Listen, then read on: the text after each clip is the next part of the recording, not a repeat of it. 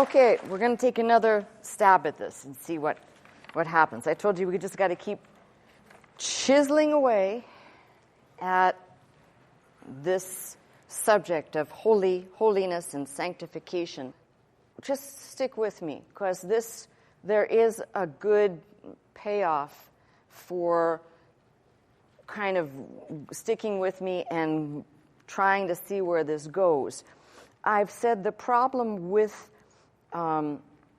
this subject and the uniqueness of this problem in this subject is we're dealing with multiple issues.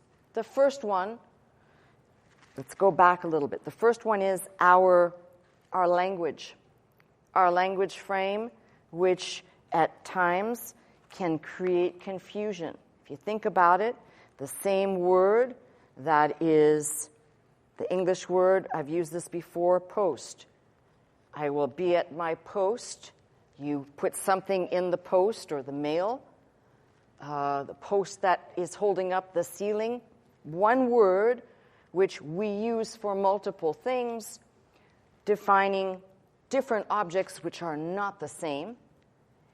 And that specific study, where we've started with language etymology, there's a term that I don't think I've introduced you before, but we've been doing it.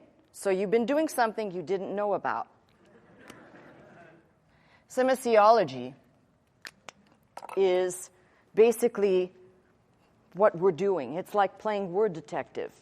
You're trying to find the origin of something. When we get our field of words like semantic from that word, but that's essentially the technical term for what we're doing. So if you want to know, that's the theme here. I've got several different ways to tackle this, so we're going to try again. But I've got some definitions that I kind of went through that I think may or may not help. So bear with me. I'm going to read a couple things to you. From the Oxford Companion to Christian Thought, states that holiness embraces a range of concepts having to do with the otherness of God and the character of human life, which is ordered so as to be consciously centered on God and God's service. The Encyclopedia of Catholicism defines holiness as a spiritual quality derived from the participation in the life of God, who is the source of all holiness. And if I could just put a period there in that encyclopedia and close the book, we'd be good. But unfortunately, the Encyclopedia of Catholicism also has some other definitions which are the exact antithesis of what this word should represent for us. Don't think I'm being hard on the Catholics. It's not their fault. When you have taken the bulk of your translation and your version from the Latin language and not derived it from the Greek or the Hebrew, you're always going to end up with a different meaning, the nuances of which become super important, especially from this particular subject. Remarkably, by the 3rd century, holiness became connected to ascetic ideas such as poverty, monasticism, and celibacy. But if you read carefully, those things, attitudinal, behavioral, we'll call them ethical and /moral, behavioral components, only got grafted in to the meaning of this word by the 3rd century. This is a vital part of understanding how confused we are about this word. Because the exact, as I'm going to try and show you today, the exact idea, especially when we're dealing with Hebrew, is, because of the language, is ambiguous and vague. However, there are concepts provided for us in the Bible, in the Old Testament, because that's where I'm looking first, that actually drive home a point which is so far removed from the idea of perfection. That's the other thing. By the 3rd and 4th centuries, holiness became equated with perfection. Again, it's another part of a language problem. When Jesus is on the cross and he says, the last words he says are tetelestai, it is finished. That word, tetelestai, is a verb, but it means to bring to completion or to finish. And we know that the concept of being perfected or completed does not happen here. It's begun here. It started.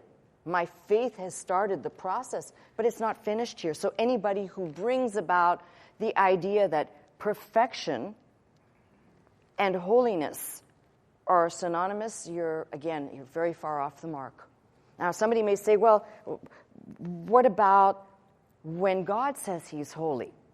There is where I said to you, and I think I touched on this last week, what and who God is as an attribute, a dimension of God.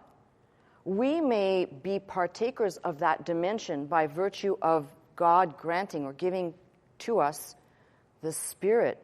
But void of that, apart from that, we don't have the capacity. So when we read about God's command to he says to the people, be holy, I am holy.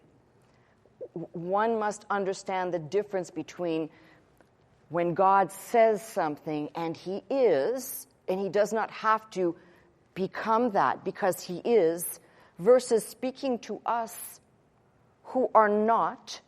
And if there is something that must become of us, it must come from him to us to become that.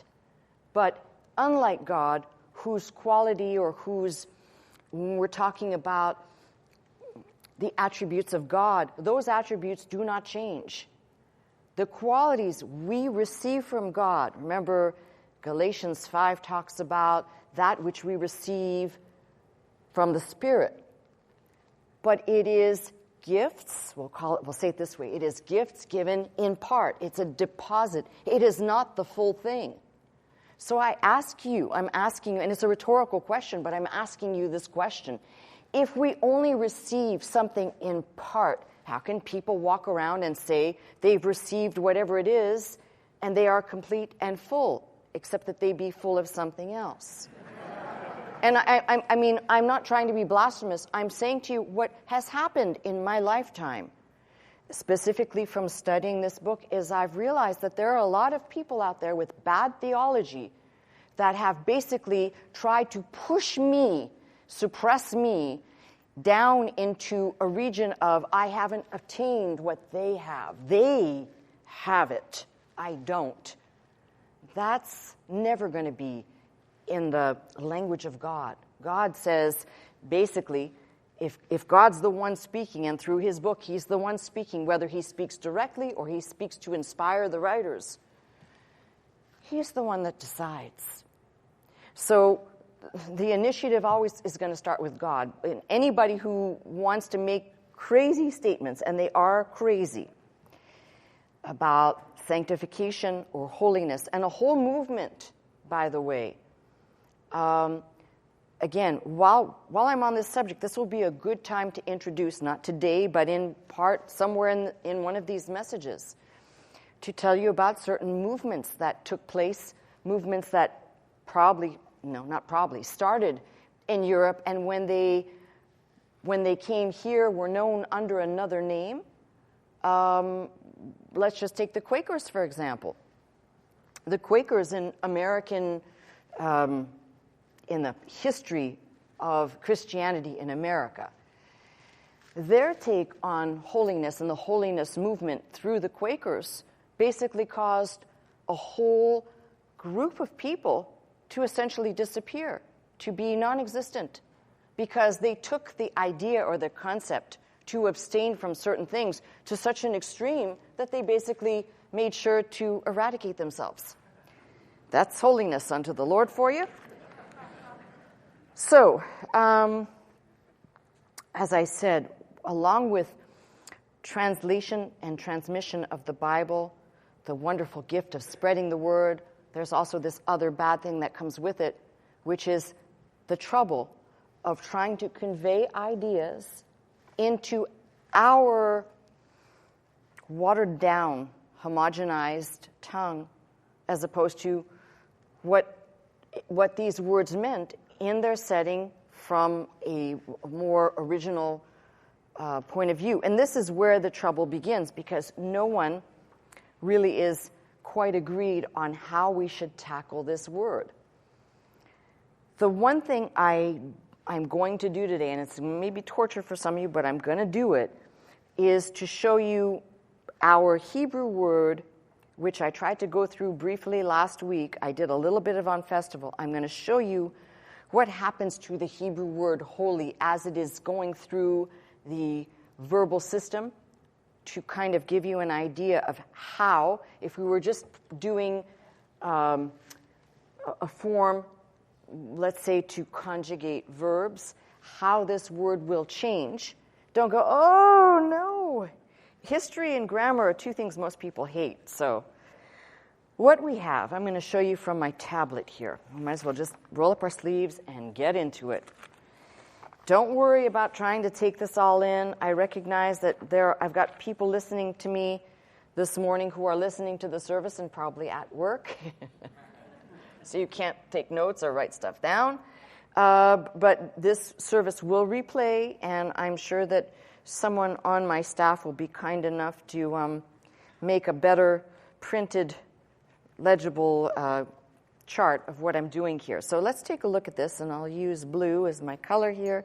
So here's our word, our Hebrew word, and here we can see we've got the word, this is our e sound, so we've got kadesh or kadosh, and this is, we're going through what the Hebrew calls binyam, or constructing from this. Here are 3 consonants in Hebrew, and that's the way the verb system works for the most part. Consonants and the vowels are added to help us. So the perfect in the Hebrew, which could be simple past or it could be the present, simply, he's sanctified. Now don't listen to this and then go, but you said that means he's sanctified, because you're going to find in certain settings the perfect will be in a verb form, holy. I don't know how they did this, but that's why I told you it's very confusing.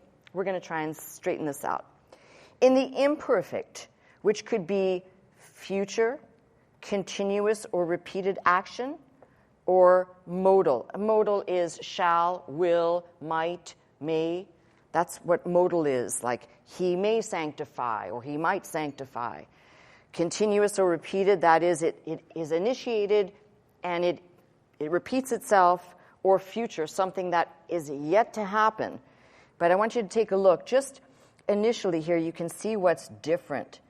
That's different right there. Even if you don't read Hebrew, you can definitely tell that's different. And then take a look right here underneath the kuf. See, there's a line there as opposed to there being a dot. That changes the value of the word. So here, in the imperfect, he will sanctify. He will be, or he will, or he might, or he may. That would be your modal. The preterite plus vav consecutive, all that means is this letter right here is and he, ye, and then we have here, so and he's sanctified. In the preterite with vav consecutive. In the gessive, here, again, something a little bit different. This is a yod. I did it for emphasis, so it's thick that way. Take a look at what we have that may be slightly different, but some of these will be spelt the same. That's just the way it is. Let him sanctify. Cohortative, which is I will sanctify, and you can see there what looks different on this form. Let's go to the next page. All right, imperative.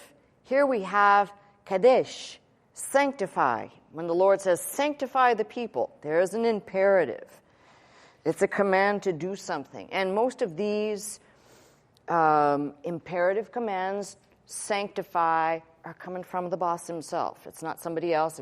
Maybe God is talking to Moses and he says, Moses, sanctify the people. But Moses doesn't have the sanctifying power. He's got the word of God that sends that.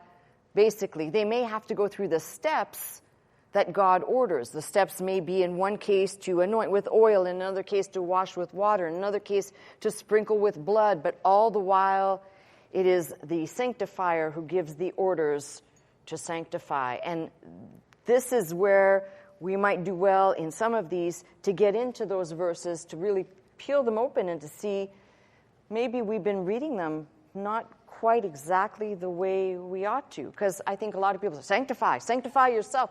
What do I have to do to sanctify myself? Oh boy, right? Okay, the participle, which is kind of easy to identify. It's got that mem at the front. The sanctifying one, or the one who sanctifies, that's your participle. Infinite construct, to sanctify, with the lamed in front. Infinite absolute. You can see all of these look just slightly different. It emphasizes the verb form of, let's say, in the absolute, what would be between absolute and construct. I'm not giving an example because we will have some examples, but if you remember, if you did Hebrew with me, in the construct, it's always the second. You've got the word next to it. In the absolute, it will be the last word. And then I tried to hurry up here and write two different verb groups here, the hifel and the hithpel. The hithpel, which is that reflexive form, and the hifel will be causative. To cause someone to be holy would be putting the word sanctify or holy in the hifel. To cause someone to become holy. God caused someone to become holy by declaring a thing holy. So that gives you a little bit of an idea of why when we come back into the English, and you notice that most of the verb forms here that I have chosen have to do with sanctify, sanctifying, the one sanctifying. And I said to you, there are some verb forms which make no sense to me as holy as a verb, which I'm still not sure I can wrap my mind around, because that would either be a noun or an adjective, but somewhere you'll find three examples, I know, that really we should be translating something as becoming holy. Something that is declared or becoming holy. That would obviously be a hifel verb. So that gives you an idea that when I talk about holiness, holy, sanctifying, sanctification, I'm not asking you to learn the verbs. I'm asking you to take a look. If you only looked at, just look at the English portion of this. Let's go back for a second. Let's look at the English, just that, which I think can kind of help. He sanctified, he will sanctify. Easier looking at the English, isn't it? And he sanctified, let him sanctify, I will sanctify. Sanctify as a command, the one sanctifying as an act or an action, which would be a participle, to sanctify. And we would say here in the causative, to make or to cause to become holy, or to make or to cause to become set apart or sanctified. And in the reflexive, in English, we have to add yourself, themselves. So when it says sanctify yourselves, we're dealing with a reflexive verb. Now, I know you didn't come to church to learn grammar, but what I'm trying to show you is without having to learn all this, you can see that we're trying to tackle figuring out one word, which a better way to explain in the Hebrew would be to say, let's just say that sanctify, the word sanctify, is the color red, and take it through shades of a color red that will give you shades of the meaning of a word that will not necessarily change the entire meaning of the word, but the verbal time, tenses, conjugation will give us clarity. So that's the first thing I wanted to show you. And why does this become important? I will tell you why. because this is where language gives us the insight. Now, from our, this is Dictionary of Old Testament Theology and Exegesis, Volume 3, Willem A. Van Gemeren, General Editor. There are some interesting, and by the way, if you're wondering, there were a couple of verb forms missing here. If I were to write them all and write the whole paradigm for you, you get the gist of it, though. Let me read a few things out of this to give you some insight into our Hebrew words.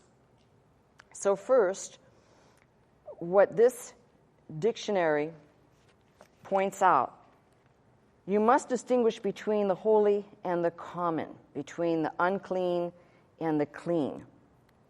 I want you to kind of hold your brain for a second, hold the stuff that I'm putting out there. If the initial meaning of our word holy, holiness, sanctify, sanctification, has more to do with concepts, think of that which has been devoted versus that which is secular, that which is profane versus that which is dedicated. This is why to make this simply a moral concept or an ethical concept basically takes God out of the equation completely. Now, thank God, God is who He is. He's all power, He's love, He's all these things. But let's not get confused about the essence of this word when we're talking about this. And what I love about what's just said here very succinctly from this dictionary, they're using a passage both from Exodus and Leviticus. And the suggestion here is that we need to be looking more at the antonyms to better understand the word than trying to find synonyms or things that will click in our brain of how we should understand the word. So if we're going to go with profane, because most of the dictionaries and lexicons say holiness, you're either going to have unholy or unclean or profane. You'll have consecration, you'll have desecration. Sometimes going to the antonym is what helps us. And certainly, and let me just kind of pick up here, it says, each leg of the parallelism contains an opposed pair, namely holy and common or profane on the one side, clean or unclean on the other side. Thus, common or profane is the technical antonym. Now, instead of making this perfection, cleanliness, purity, and I'm not saying that, again, remember, we have some vague definitions, but instead of making this word that, what happens if we take the word profane for a minute? Let's pick this apart. So I introduced this last week. Profane, our English word profane, comes from profanus, which is pro, outside, fanus, which was the word for temple. Outside the temple is profane. We have defined this word out of Hebrews. Be not like that profane person Esau, saying, not discerning spiritual things.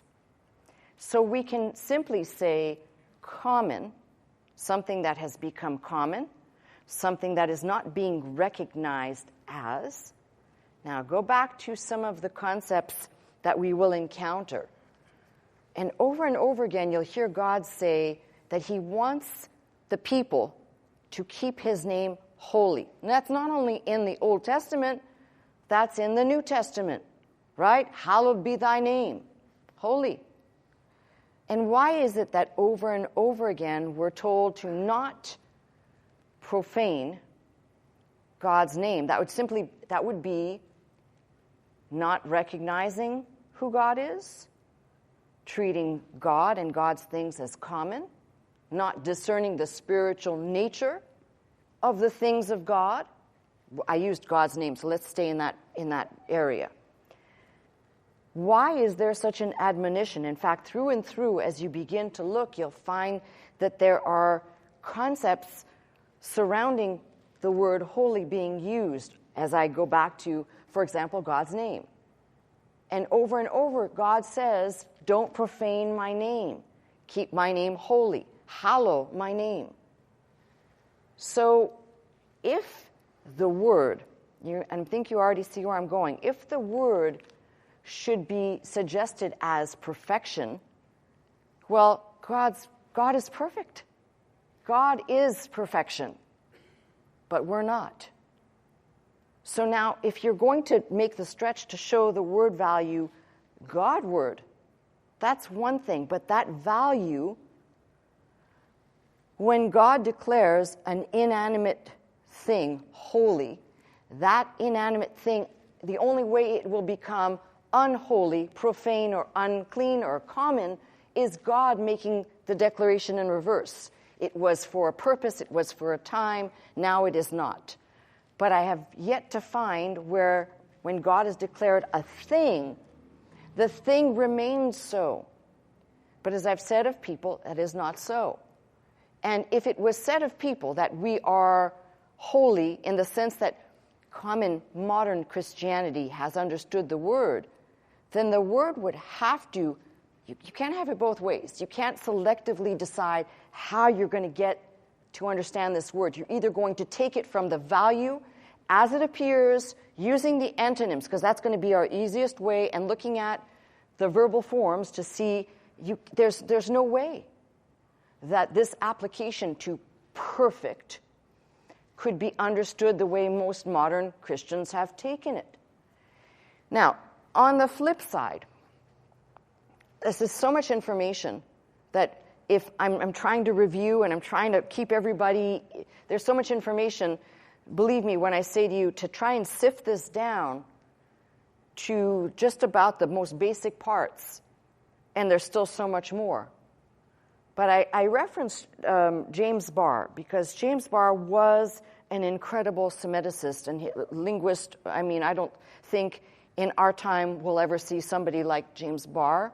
And the legacy of his writing and his teaching lives on for people who are into language, specifically Semitic languages. How he took this word, and I've told you, great minds have just been tormented by this subject. As we will see, even within Christendom, the views of the Calvinists, the views of the Arminians, the views of the Quakers, the Roman Catholic view, each has its own understanding of how should we understand this word. And each carries with it a theological problem, which I don't want to even open. That's like a Pandora's box, because not everybody is up to understanding or at the point of knowing what is Calvinism and why the Calvinistic views of this subject, unfortunately, you end up with a concept or a doctrine or an ideology that if you take it to the nth degree, you can't get there from here. And you'll be right back where I started, which is saying there are all those people out there that say, we've arrived. You haven't found the secret out yet. Well, maybe that's not true, because it's not a secret. It's in God's book. We just have to look a little closer. The biggest thing that I can tell you about this word is, if we are working from the Hebrew, there are a few things we should note to self on. The first one is, when we talk about the word, the setting apart of something. And even to define it properly is a problem, but the setting apart of something. When it says that God, he ordains this day as a day of rest. And he says, essentially, I'm declaring this holy. Now, I introduced this too last week, both here and on festival. How can something that is inanimate become something other than? Now, this will open up an interesting discussion for those of you who will go in circles about this, because I have. It's been something that's gone in my mind over and over and over again. If God declared something to be holy, to be special, to be set apart, let's go to something different than a day. Let's take all of the utensils in the tabernacle. Now, we don't know where those utensils are, but that doesn't change the fact that when they were decreed or they were said to be holy, because God said, my presence will be here, these will serve me, God, what you end up with are items that they don't have a free will, so they remain that way until they disappeared. Wherever they went, and I know you've probably seen plenty of programs on TV that tell you about all the stuff that's supposedly missing, that's hidden somewhere, that somebody stashed away. It's always interesting, the programs that come out with the discovery of the Ark. I'm sure you've seen some of those programs, where they say they found the Ark, right? Oh, and I guess we also maybe found Noah, too. Not so much. But a lot of these programs, they get you all hyped up, right? Somebody's got the Ark, and they're guarding it. And then some guy comes out, and he's got goodness, how do I get this out of here? He's got something that looks like this. He says, it's the Ark. Don't touch it, right? I'm guarding it. But let's just pretend for a minute that was the Ark and God said that was holy. Then the Ark, that object, if it was authentically that object, would still be holy because it doesn't have the capacity, even if it falls into common hands, to become otherwise. Does that make sense? Yes. Good, because I wasn't sure I said that right. All right. On the flip side, let's talk about the priests, because there's the easier way to kind of start chipping away at this. The priests, specifically out of Leviticus, we've got a whole ritual designed to consecrate, to commit, to set apart these individuals for service to God. This is what's important, because if it fits here, it's going to fit the same way all the way through the Bible. This is where we find out if we understand and if our doctrine actually is sound. These individuals whom God chose, He chose them. There wasn't anybody that stepped up that said, I'd like to go and minister in the tabernacle because I think I'm qualified, because nobody'd be that stupid, right? Come on. If you're reading this book, why would you want to go in there? Why? Going in there, you run the risk that you could die. Sign me up. Sounds like fun. So no fool would put their hat in the ring for that. By the way, you had to be part of a family and part of a line and part of a group of people that God said, those people will minister to me. Now let's turn there. Let's see if we can get a little gleaning out of Leviticus. Maybe after 17. Here we go. So starting at 19, which is the header in my Bible says laws of holiness and justice. And if you keep going, you've got holiness of the priests. That's chapter 21. And then holiness of the offerings is chapter 22. Holiness of the priests. Chapter 21, the Lord said unto Moses, Speak unto the priests, the sons of Aaron, say unto them, There shall none be defiled for the dead among his people, but for his kin, that is near unto him, that is for his mother, his father, his son, for his daughter, for his brother, for his sister, a virgin, that is nigh unto him, which hath had no husband. For her may he be defiled. Now, again, this is a clean versus unclean. But he shall not defile himself, being a chief man among his people, to profane himself. This is where I want you to see the use of the words defiled and profane versus that which is holy. Now, a person could defile themselves very easily in the law by coming in contact with a dead person. You could defile yourself that way. This is why, by the way, modern jewelry, when they go to the cemetery, you'll always see those who practice, they'll wash their hands before they go into their house as a symbol of cleansing oneself having come in contact, and there's also a prayer that you're supposed to recite, having come in contact with the dead. And some people come in contact with the dead more often than others. Anyway, husbands and wives may understand that a little bit more. Never mind. All right. So I'm wanting you to focus on the words defile and profane along with the words holy, because this is where we're starting to get an idea of the antonyms and the use of the word. Now, take a look. I'm reading back again at verse 5. They shall not make baldness upon their head, neither shall they shave off the corner of their beard, nor make any cuttings in their flesh. They shall be holy unto their God, and not profane the name of their God. You're just starting, I don't know if you've ever read it like this, to focus on the antonyms versus focusing on the holy. Once you do that, you're starting to get a little bit more of a sense of the word. They shall be holy unto their God, and not profane the name of their God. For the offerings of the Lord made by fire and the bread of their God, they do offer, therefore they shall be holy. These, by the way, these two words in verse 6 for holy are, at least one of them I see is a noun. They shall not take a wife, that is verse 7, that is a whore or profane. Neither shall they take a woman put away from her husband, so no divorced woman, for he is holy unto his God. Thou shalt sanctify him, therefore, for he offereth the bread of thy God. He shall be holy unto thee, for I, the Lord, which sanctify you, am holy. And there, remember, I made mention of the PL being the verb that is most likely used where God is the subject. Here we have that example. And the daughter of any priest, if she profane herself by playing the whore.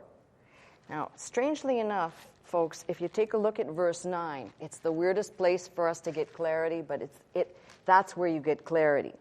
The daughter of any priest, if she profane herself by playing the whore, that is what was now becoming unclean. I don't want to use the word unholy, and stay with me. This is not something comedic. But unclean, what has now become common or unclean. This is where I want you to look at the other side, which is holy. It's not perfect. That's the point I'm driving home today. I tried this last week, but I felt like, it's frustration, because there will be people who will say, but this must mean perfection. It can only mean perfection when it is speaking of God himself, not of the people whom he sanctifies, because that suggests that we are able to no longer sin. 1 John says, if a person says they have no sin, they're a liar. Why? Because we all sin all the time, even after becoming or getting saved. So here is where this really kind of comes together. The daughter of any priest, if she profane herself by playing the whore, she profaneth her father. Now, this is a pretty hefty price. She shall be burnt with fire. Methinks I'm going to stay in tonight. Yeah, that's one way to stay in God's good grace, I guess. And he that is the high priest among his brethren, upon whose head the anointing oil was poured, and that is consecrated to put on the garments, shall not uncover his head, nor rend his clothes, neither shall he go into any dead body, nor defile himself for his father, for his mother, neither shall he go out of the sanctuary, nor profane the sanctuary of his God. Now, I'm going to ask you this question, because these two words, you cannot really see how they appear in Hebrew, but profane and sanctuary, the sanctuary is the same word for holy. In this case, not always, but in this case, you can see there is a word play in the Hebrew that you cannot even see in the English. And if you were reading it as a Hebrew reader or someone who reads Hebrew, you would see the two words. Oftentimes this happens with Hebrew. Sometimes it'll be like we've seen with the Psalms, where you have an acrostic. It's cryptic for the English reader because we can't see it. And the only time you will see that clearly revealed is Psalm 119, because most Bibles have the Hebrew letters over them, and it is an acrostic as well. A lot of times these things, what I'm pointing out to you, if you were reading them in Hebrew, it would be like, wow, I see it. But here, it's kind of covered up because of the nature of how we've used the words and how they have come to kind of almost essentially have just such a non-meaning, because we don't really have clarity on the terminology. Do you see why I said this is confusing? Yes, and some of you are going, yeah. All right, let's keep reading. Neither shall he go out of the sanctuary, nor profane the sanctuary of his God, for the crown of the anointing oil of his God is upon him. I am the Lord. He shall take a wife in her virginity, a widow, or a divorced woman, or profane, or a harlot. These shall he not take, but he shall take a virgin of his own people to wife. Neither shall he profane his seed among his people, for I, the Lord, do sanctify him. So if you keep reading, you're going to find certain things. For example, the bread, the showbread, is called the most holy. The showbread. And sometimes you've got to, was it called holy bread because it was perfect? Well, we got that recipe, right? Or was it called holy because it, again, simplicity, it belonged to the Lord. It was dedicated unto the Lord. It was to the Lord, although who ate the bread? So you tell me, this is why I said to you, it's picking the places where you can open up the words, and it is indeed in looking at the opposites or the antonyms that we find. This one section, I ask you, if you do nothing else, when you go home, read Leviticus 21 and 22, because what they do in these two chapters, they give you the holiness of the priest, the holiness of the offerings, but you can start to see, especially if you're using the technique I just did, which is to go for the antonyms, the opposite, and see the meaning there is much clearer than to try and determine a one-fits-all, this means holiness. Now, if our understanding of this word can get a little clearer, which it will once we get into the Septuagint, which is the Greek of the Old Testament, if we can get a little clearer, once we move into the New Testament, we will be perfectly clear. There are elements here. I want you to think about the tabernacle. The tabernacle was, God just said, Moses, up in the mount, I want you to build this thing. And see to it that you build exactly the way I told you, according to the pattern. But the tabernacle wouldn't be what it was unless God's presence descended on it to be there. That essentially filling of the tabernacle with God's presence, with his Shekinah glory, is a connection with something that is an attribute of him. He does not have to say, hey, I'm going to tell you how I want you to think of me, but he says, I am holy, fills the temple with his presence, and these two concepts of God's presence, which brings on a clarity about holiness or the set-apartness of the individual, will come all the way into the New Testament in a completely different way. And I'm doing this now so you can eventually see where I am going with this. My favorite passage in the Bible, John 15, right? And if my words abide in you and you abide in my words, in other words, the presence of God will remain. As long as you abide in my word stays in you. You are meditating on my word. You're connected with my word. God's presence is there. And now, the difference between us and the tent of old is God no longer needs an individual tent or an individual tabernacle. Why? Because we have become the habitation of God. And with the habitation of God is his presence, and with his presence comes his holiness. Once we get that down right, people will stop saying crazy things like, well, I'm no saint. Oh, yes, you are. It's from the same group of words. You absolutely are. The minute that God called on you, the minute that God's word, his call, made you make an about face, at that moment, for you simply trusting God, you're a saint. You're a saint. That doesn't mean you're dead yet. Sorry, Catholics.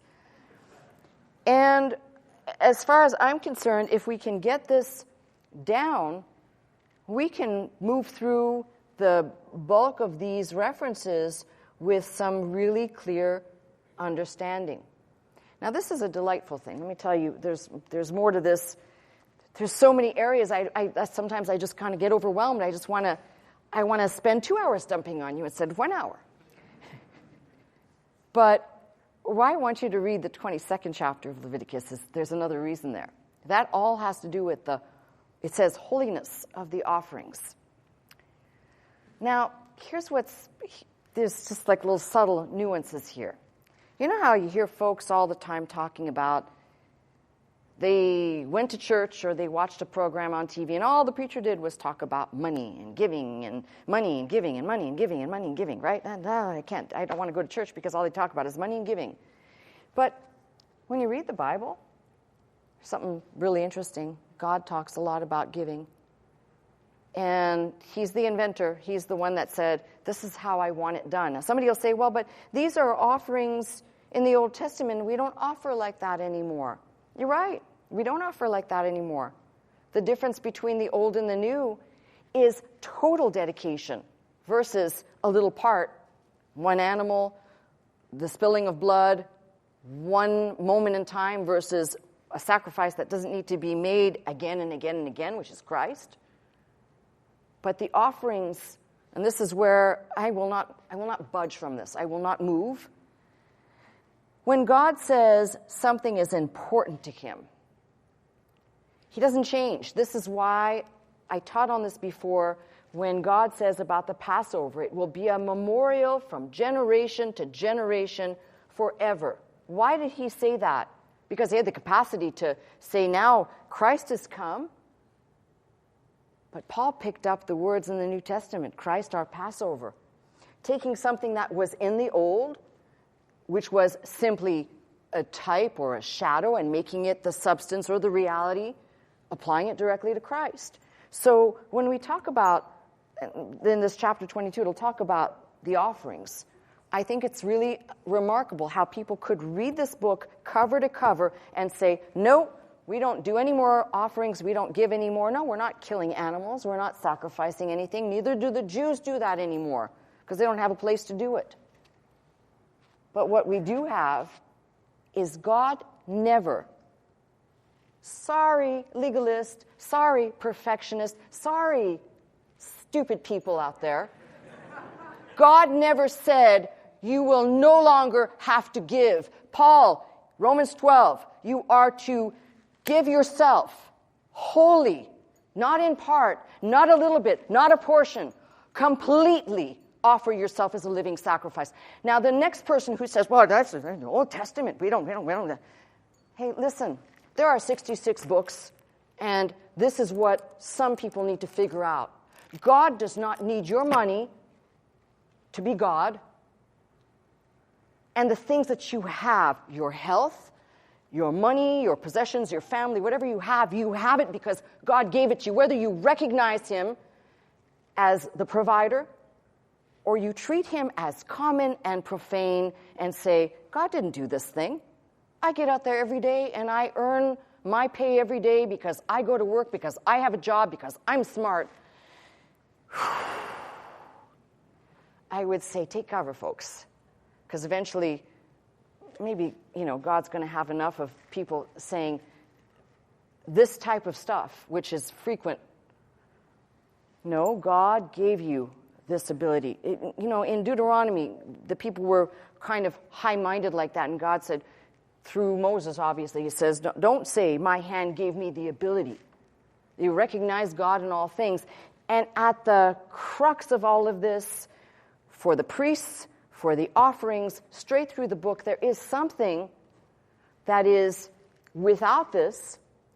You've got people going through either motions to try and act or become, but it is the presence of God. Remember I said we'll see this all the way into the New Testament. It is the presence of God. To Christ's disciples, Christ speaks to his disciples and he says, you are clean through the word. He doesn't say go wash. He doesn't say go sprinkle, go dunk. He says you're clean through the word. And that word abiding is essentially the written word of the living word abiding in us. That's God's presence with us. So what I hope that you take away today, because it's laying down layers. Maybe it's the thing that we have canceled out. Not maybe what we have added, but what we've canceled out. That this concept cannot mean perfection. It cannot mean sinlessness unless you are talking about God himself, an attribute of God, God's activity, God's work that he does and brings down to humankind. Otherwise, you've just got a bunch of people who like to dress up in long flowing robes, who can genuflex, cross their hands, cross anything else that they can. And it's the act, which is nothing more than works of the flesh. Now, if you're interested in God doing a work in you versus you trying to do it for God, then you're going to want to listen to what I have to say, because, yes, it is. All of this is an act of faith, that you and I operate under the guise, under the realm that this word is God's word and God is declared.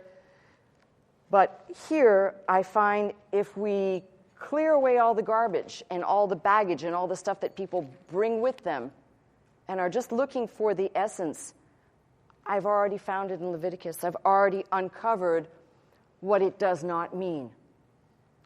Now, last week, I think either here in the service or on festival, I covered this. The sons of Aaron, and then I'm done for today. The sons of Aaron. Were they not chosen by God? Were they anointed? Were they separated out to do the work of the ministry in the tent? Did they bleep up? And they just didn't do a little bleep up. It was a pretty big one. God said that fire, they used false fire. And if you go back a little bit, you'll read how God also said, when you go in to serve, no hooch for you. And apparently these two they found something to indulge in and went inside the tent probably like two crazy kids. They probably could have set the whole thing on fire. But God said that's not the way it's going to happen. And boom, Nadab and Abihu they're done. God wipes them out. Now, if the concept of holiness was to keep you from sinning and you'll never sin again, then how did that happen? Which is why that can't mean that. Let's eliminate that. Let's push that to the side. Now, there are other terms that we will have to look at, other antonyms, other words that will be useful in the building up process. The one thing I can tell you, though, is when you and I have at least gone through, I'm going to say, the bulk of the references in the Old Testament, and I would say definitively, once we finish off, Malachi is probably the best place to look, because it was the priests there, set apart men for God's sake, offering up faulty offerings, bad offerings that God said are not acceptable to me. But these are set apart people. Do you understand what I'm saying to you? Because that has to be there for us to keep building on this foundation. Otherwise, we're going to keep having an error and thinking, well, the priests, they're holy and they never make mistakes and they don't sin, because they do, and we're sinners all the time. We're sinners being saved by grace. We're sinners who know we need a Savior. But no perfection, not in this lifetime. So what I would hope to leave you with, that you leave here today with, is maybe what we have done in reverse. The thing that, for using the word holy or sanctified, to set apart, versus that which has become common. And again, the showbread versus any other bread. There's a good case in point for you. The showbread, that's for God's purpose, to God, an offering from the people to God, and yet the priest partook of it. And only certain people could partake of it. It is therefore set apart in a certain way. But it doesn't suggest, by the way, well, all bread is alike because this is bread and that's bread, so it's all bread. No, it's not. This is bread that God said, it's mine. This bread over here, who knows what it is? So once we get to see, this is common bread over here. You can go to the grocery store and buy this bread all day long, but this bread over here, this is a different type of bread. That may have the same ingredients, by the way, but it's a different type of bread. Why? Because God declared it to me. End of story. Now, I wish I could just rush this along and tell you, hey, in 30 minutes, I have solved the world's problems. We have figured out how to unravel a couple hundred years of understanding or misunderstanding. But I can tell you this, maybe over the course of the next couple of weeks, we'll come to some great clarity on the subject, and we'll be able to say, if nothing else, we have debunked what this is not.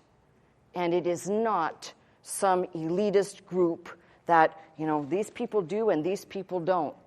Got a receiver here, able and have the desire to listen. And I'm not saying listen to me because I'm the only one. I'm saying anyone who has a desire to listen to the Bible being taught and opened up, God is saying, I'm working on you. Because I've not known any person in the natural that's able to say, oh yeah, I want to hear about this thing. Otherwise you say, God, this is like torment. I'm tortured trying to find the meaning of these words. Sometimes that's how I feel sometimes. I'm going through dictionaries and I've got books stacked up everywhere and I'm thinking, are you kidding me? Like, how many hundreds of people did this before me and came to the place of going, they locked him away, right? So I don't want to become that person. So we'll just do it in steps, nice and slowly, right? And I think we'll make it together and we'll have some good clarity. So stay with me, folks. I'll see you next Sunday. I'm Pastor Melissa Scott, pastor of Faith Center, Glendale, California. I teach every Sunday morning at 11 a.m. If you'd like to attend services with us, simply call the 800 number, that is 800-338-3030, to join us. If you'd like to watch, listen, and learn 24 hours a day, simply log on to our website at www.pastormelissascott.com.